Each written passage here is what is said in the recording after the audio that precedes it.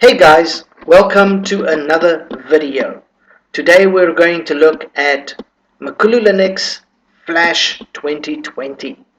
So I'm going to go a little bit in depth, explain what it's about, what to expect from the desktop environment, and what's under the hood. So let's take a look, especially at all the new things.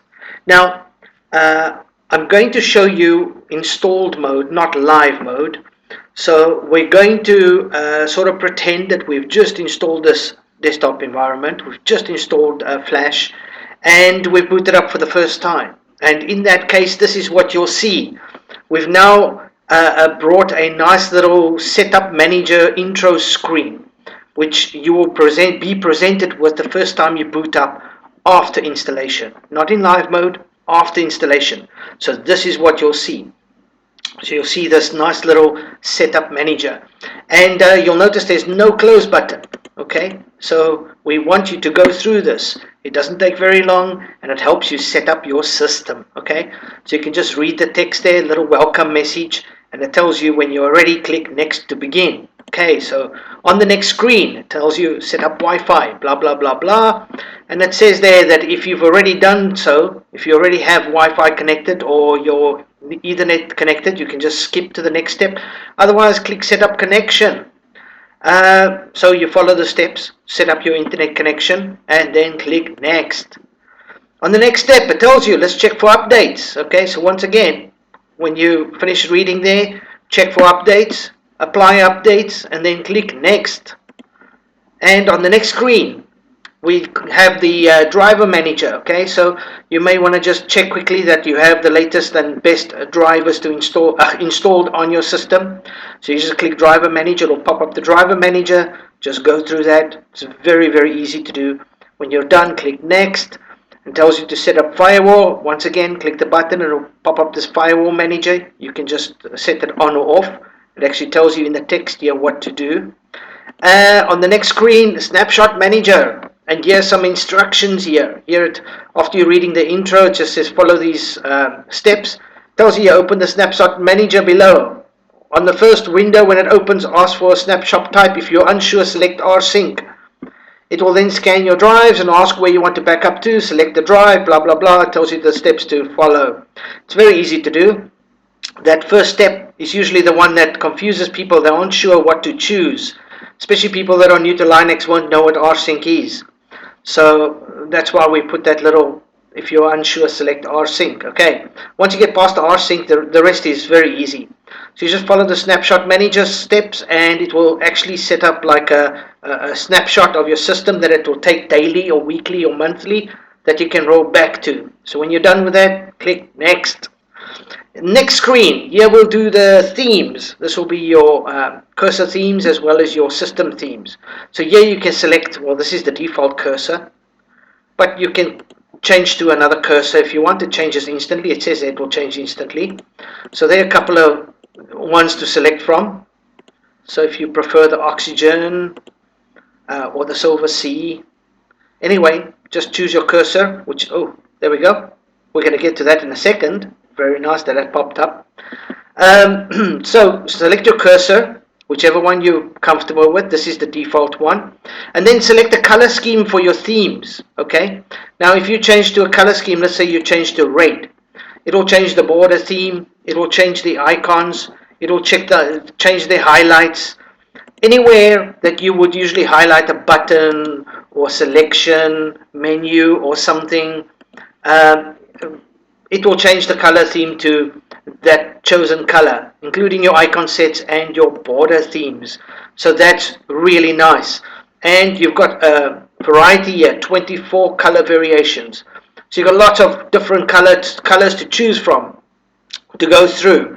So that is awesome, including some dark colors. You've got some 3 dark colors that if you're one of those guys, you like dark themes. There's red, blue and white. You can choose a dark colored theme as well. So there, those last 3 are dark, the rest are light. You've got a whole range here going through pretty much all the different color sets. Really awesome. And once you've finished that, you've made your selection, you click next, and now it'll ask you to set up your clock. Currently your clock is set to 24 hours, as you can see there, and it sets default white. However, if you have let's go here to wallpaper, change it quickly. If you have a light wallpaper, a very light wallpaper, that white might not look so good. You know, that white might make the clock unreadable. So you might want to change to a black clock. You just click black clock, it changes. White clock, whichever one you're comfortable with, you just click, it changes fairly instantly, very quickly. You can set to 12 hours, as you can see there, all set to 24 hours. It's all instant, so very quick and easy. So you can just set up your clock to the way you want it. I want my bear back. Where's my bear? My bear. Do you see the bear? There's the bear. Okay, so the black or white clock looks nice on the bear, doesn't matter. We'll leave it on black. And yeah, so you can set up your clock the way you want it. Click next. Okay, now here comes the tip system. Now you saw that little tip pop up here. It pops up once in a while, like once every 30 minutes or so. You'll get a little useful hint, like a little useful tips that pops up over here, and that basically just gives you useful information about the system. And trust me, there's stuff in there that you don't know. You might be an advanced Linux user. There'll be stuff in there that you don't know. It's non-intrusive. It pops up for a few seconds and then goes away. So I would advise people to leave that enabled. However, you can disable it if you want. There it shows little useful tips. So yeah, you can disable that. We didn't want to force it on the users. We felt if we're going to add the system, we should at least give them the option to disable it. So here you can enable or disable it, and you can always re-enable it via the control panel or disable it via the control panel later on. Next, we are done. That's it. Finished. Do you want to donate before you exit? If you click yes, donate, the little donate box will pop up and follow the instructions. Otherwise, you can just click finish to exit. That's it. So we have this nice little intro setup manager, especially for people that's new to Linux, or set up your Wi-Fi, set up your drivers, do your updates, set your themes, set your clock, set up your snapshot, and that's pretty much it. You're done. You're out. Now you've got your system set up. It's really nice. I like that little intro manager. A lot of hardware work went into making that little thing. It might look small, but trust me, it's not so easy to do.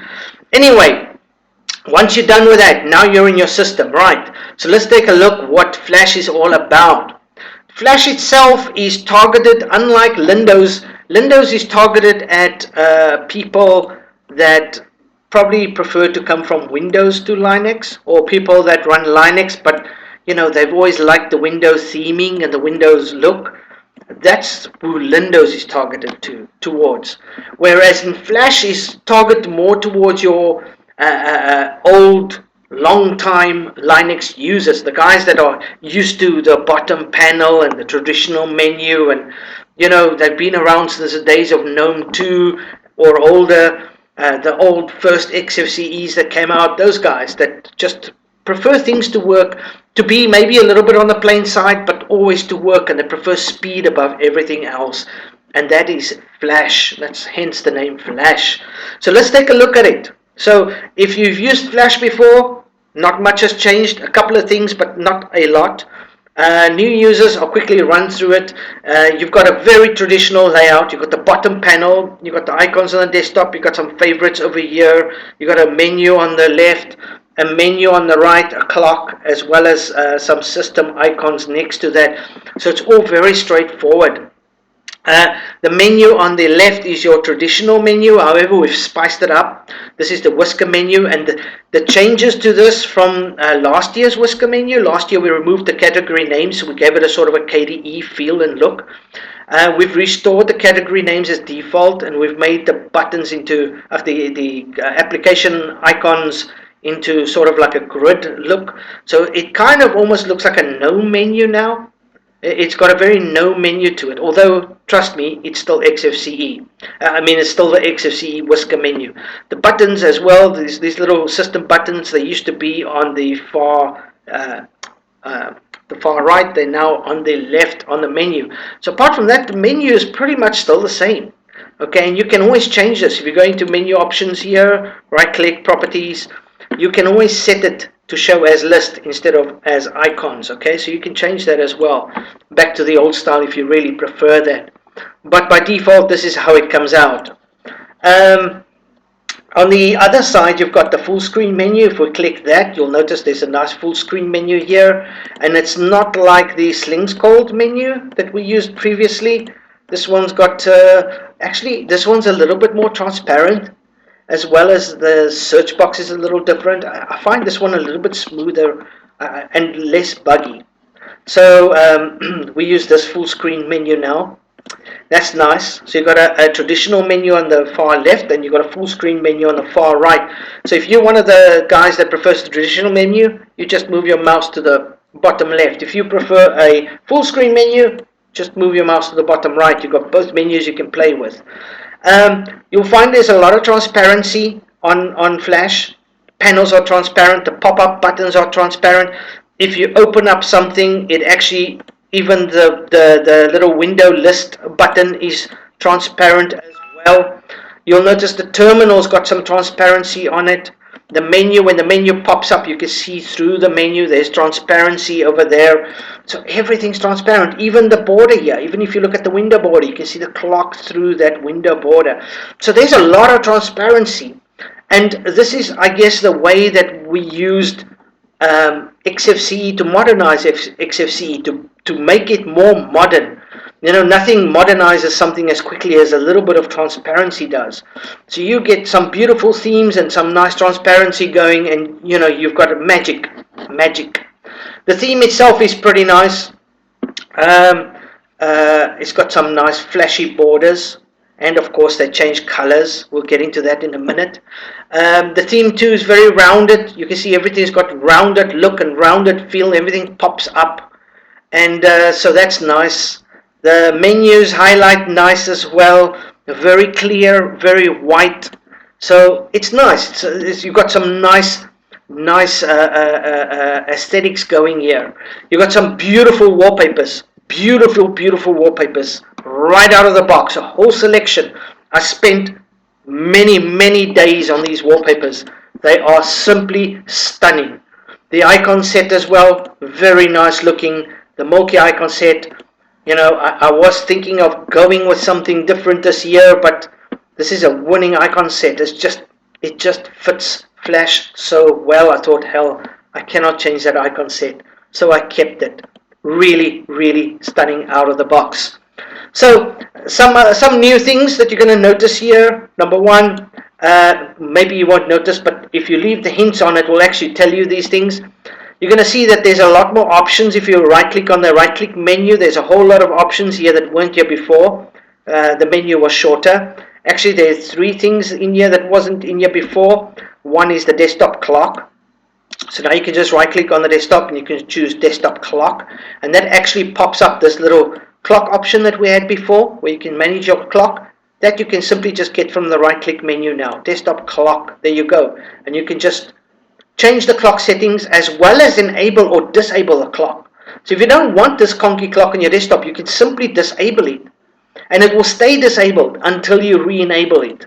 Okay, that's why it says enable/disable, because you can disable it, but then at a later stage you can always come back to the desktop clock and re-enable it again if you want. Okay, so lots of options with a conky clock.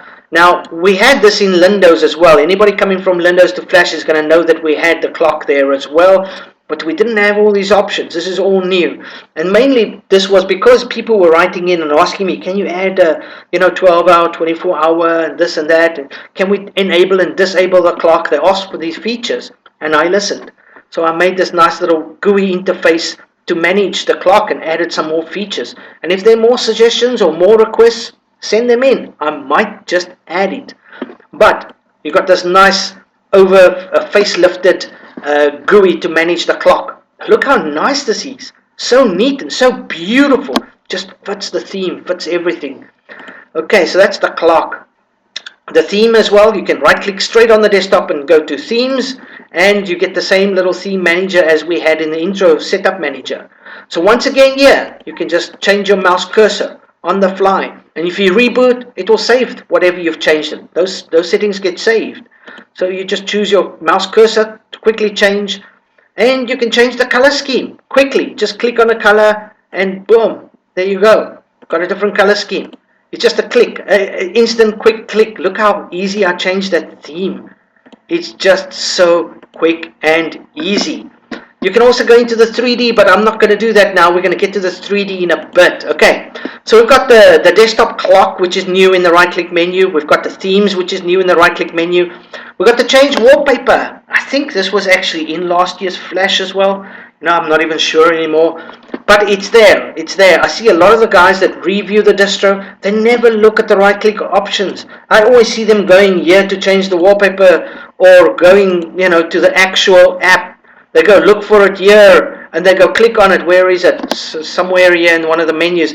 They go look for it, and they actually go and change the wallpaper. It's such a long route, and I'm thinking, why? Why don't you just right click and choose change wallpaper? It's so easy. Let's just close there.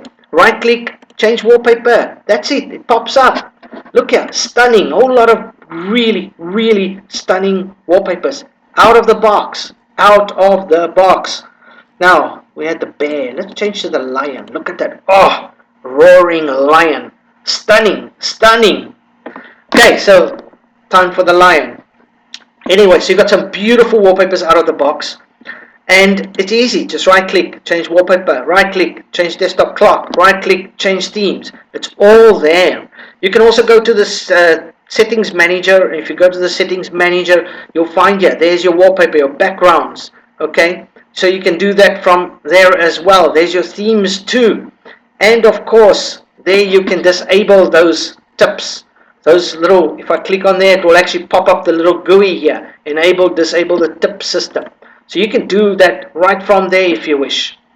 Okay, so if we take a look now at the actual OS, you're going to see here that we're running, I think it's 4.12. Let's go to all applications, XFC. I think it's 4.12. Yeah, 4.12 is in here. 1.6.15. Now, this is because we're currently running on the Bionics repo. This is obviously an Ubuntu base, running kernel 5.3 out of the box, the generic 5.3 kernel. Now, it has support for, well, it's a 64-bit operating system. It has support for 32-bit architecture, but you will need a 64-bit CPU to run this OS. And we do use the Bionic repo, so it does have a lifetime of about 3 years. It expires in 2023. You can extend that with Ubuntu till 2028 if you wish, but 3 years is pretty long. We'll have a new version out long before that. 3 years is pretty long. We'll have a new version out long before the 3 years is over. So and now I just want to take a look quickly at some of the software. So you got your nice favorites nicely laid out here. A lot of the stuff that you'll probably access a lot. I'm not sure if you're going to access donations a lot, but we put it in there. You never know. Chrome, your terminal, calculator, calendar, your Office suite, your LeafPad, which is like a notepad. Play on Linux, magnifier, onboard keyboard, and a screen reader. Your software sources, very important, because this sets the location that you will do your updates from. So if you set it to a location close to you, you get faster updates. Synaptic Package Manager, System Monitor, disks, BleachBit. You got a USB formatter and a USB image writer. Great for making ISOs or clearing your USB. You got wine tricks, user and groups, and your settings manager. So this is right here on your favorites menu, and you can remove them, add new ones, shuffle them around. This is just out of the box. Accessories. Okay, so you got your Archive Manager in here, Catfish is installed, there's Variety, the wallpaper changer, screenshot tool you've got in there as well. And the games, you've got Lutris, Steam is on here, Play on Linux, we've got three little side games, chess, solitaire and Sudoku. Under graphics, you got My Paint, Pinta, you got Nomax and Shotwell. Shotwell we added for camera support. You know, you want to import pictures from your camera. Shotwell's the best for that. Um, Under Internet, you got Google Chrome as your standard browser. You got OpenDrive, which is a little Google Drive client. You know, so it's very simple. It doesn't have all the features that you might get in some of the paid clients, but this is free and it supports what most people use anyway. So you can sync, but you can't really sync separate folders. So you either sync everything or sync nothing kind of situation. But it's great for freeware. Then you've got pCloud. Now this is another up and coming, very awesome little online storage. When you first make an account, a free account, I think you get 3 or 5 gigabytes. And then as you enable certain features, free features, like if you install it on your phone and your PC, they give you an extra gigabyte. If you do this, they give you an extra gigabyte. And so it goes up to about 10 gigabytes, and then you can still up it more for every person you invite. That also registers, you get like another couple of gigabytes. And so you can really increase your storage without paying a single cent. And it creates a nice little actual mounted drive on your system. So pCloud's really nice. I thought that was also a nice little free online storage. So between these two, 15 gigs free there, 10 gigs free there, that's 25 gigs of free storage. And then you've got the little RDP client over here, always nice to have, and of course Skype. Under multimedia, you've got your audio recorder, Kazam, MPV player, you've got XF Burn. I don't know if people still use DVDs and CDs. I'm sure they do. If they do, you've got that in there. And of course your volume controller. Under Office, you've got the full Office suite, as well as a mail client, document viewer, multi-document viewer, and of course your calendar. Settings, you've just got most of the usual stuff. I would like to point out we do support hot corners in Flash. It's not configured. We leave that to the user, but you can open hot corners. You can start hot corners up. Yeah, there we go. Sorry, hot corners, and you can configure top, bottom, left, bottom, top, right, bottom, right.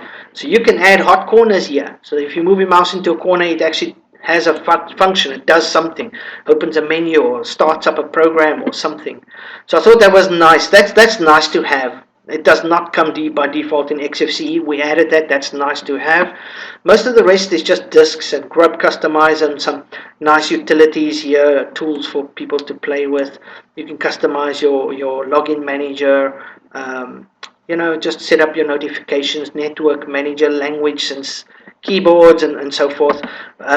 This will pretty much all be in the actual settings manager here. So if you go through here, you'll find all of those. Okay, and a system as well. Most of those are in the system too. So a quick Q for Wine. Sorry, I want to point out Q for Wine is then the actual snapshot manager that we add is Time Shift. We renamed that little thing to Snapshot because that's what Time Shift does, is takes a snapshot of your system. But there we go. Also, you've got printers pre-configured out of the system. It's like fully installed everything. You plug in a printer, it should detect it, and you shouldn't have much difficulty running printers. You shouldn't have much difficulty connecting to Windows machines. So everything's pre-configured for you out of the box. So nice. So nice. You can also update your kernel quite easily with Uku. So if you wish to run the latest kernel, you can. So out of the box, you've got software. It's not bloated. It's just one of everything. You got a internet manager, you got a Skype messenger, you got this, you got an Office suite. It's just all the stuff that you would probably install anyway. Okay, Bluetooth is pre-configured out the box. There it is, up and running for you. So out of the box, it's a very plain but beautiful OS. And the nice thing about it, it is so fast. I'm inside a virtual machine, by the way. I'm on a virtual machine, virtual box. And I tell you, the speed, I can just feel it. If I was running Mint or GNOME or something here, I'd have a 2-second delay opening up anything, but not this. This is quick and easy. So yeah, everything just works. So if we go open up, for example, let's go to, we use the GNOME Software Center. So if you open up this, you'll see this is the default GNOME Software Center, the same as we did in Windows. Very easy to use, very simple. Um, and there's one last thing I want to show you. Okay, so if we right click here, if you think this operating system is a little too plain for your liking, I think most people will just like it. It looks nice, it's beautiful, it's got this nice theming option, just change the theme, there it's orange. So anything you click now, it's got a very orange look, icons are orange, everything's orange. You want green, now everything's green. If you like the color green, you'll like that theme. So you like blue. Now we've got blue. There's a dark blue. You don't like the dark blue. Let's make it a little lighter. There we go. There's a lighter shade. You've got 3 different shades of blue. If you want a very cyan, very light blue, there you go. So yeah, very nice. Out of the box, beautiful, stunning, stunning. But if you like flashy and you want it a little bit more flashy, you find it's a little bit too boring for you, a little bit too plain, you can enable 3D. You can just right click on the desktop, choose themes and 3D, click on 3D, enable 3D. It will ask, yes, do you want to enable it, or no, do you want to not enable? Yes, let's enable 3D. Now remember, I'm inside a virtual machine, so let's see how this performs. And now I've got 3D enabled. Look at this. Look at this. Just look at it. Okay, I just want to change this wallpaper to make that look a little bit more. Where is, let's go with last year's default wallpaper, the shark. I missed the shark. Okay, so if we open up here, you're going to see here, totally transparent. Just look at that. You've got that transparent border, transparent panel, transparent menu, semi-transparent menu. Now everything's now just transparent, and of course you've got all this bouncy, flashy effects, and this should run on any hardware. It really should, because I'm running inside a virtual machine. Okay, granted your hardware is not like 25 years old, but if you have a fairly modern machine, even an Intel machine, you don't need a massive graphics card to run this. Look at this, just look at this. And of course you've got the cube. So you can also experience the whole 3D cube. Control, Alt, and pull with your mouse. You've got your 3D cube. You can expand the cube. You can get it with, see that, look at that beautiful mirror effect there. So you can just skip through the different desktop different desktop workspaces. You've got 4 to choose from. So it's really beautiful. It has a life of its own now. And of course you can change the theme as well. If you go here to System Settings, you'll find Emerald Theme Manager over there. And now you can actually change that border. If you don't like this default border that came with, that's pre-configured out of the box here, you can just go change that. Let's go to Themes here, and let's go choose a different theme. Let's go find something else. Where's the, there we go. Let's choose this one. There we go. Now we've got this clear, no, that's a clear black theme. That one, there we go. Okay, so there we've changed the border theme now. Now we've got a nice little interesting border theme. So, out of the box, now you've got this 3D effect. Just look at this. Simply stunning. Simply stunning. So with just one click, you've now spiced up your desktop.